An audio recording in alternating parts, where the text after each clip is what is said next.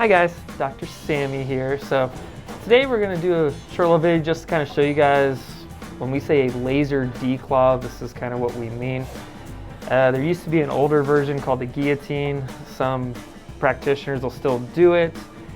Some states declaws are legal, some are not. Currently we're in Texas, and right now declaws are still legal.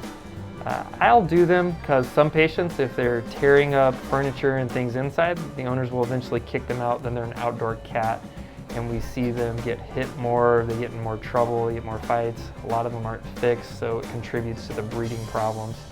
And it hurts the human-animal bond.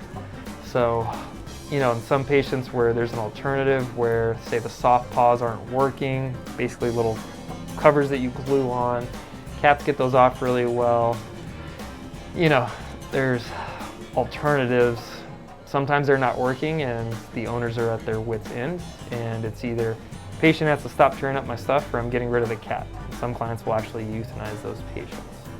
So this is something we try to do to appease those clients and try and keep them around and, you know, accommodate everybody. I'm biased to the laser. I don't perform the guillotine version, because the cutting laser kind of looks like this, is what the tip looks like. It cauterizes, it burns the nerves, you get less bleeding, less pain, and it's a lot more efficient in my opinion. We have less complications. So I'm a big fan of it, and we'll kind of walk you through the short version. We always do a line block with a lidocaine bupivacaine, so a local block around the paw so they can't really feel it. And we do a antibiotic injection and pain meds that are just mandatory with these. We don't give the client an option to try and manage the pain as best we can and minimize some of those problems or potential problems and issues. When we are doing a declaw, we are removing basically the last digits, or phalange is the fancy word, the last bone. So we are taking that last bone away. Don't kid yourself, it's not a complicated surgery, but we are doing some minor amputations on the toes. Most patients, I have really good results with it, and a lot of clients are very happy. But here we go. So I dip them in water because the laser can, if it's real dry, it can actually burn a little bit. It can reflect, so everybody who's in the surgery room when we're doing these wears glasses and some protective gear. And typically we'll kind of grab it and we look for certain ligaments and we kind of cut it, and we will go from here. Alright.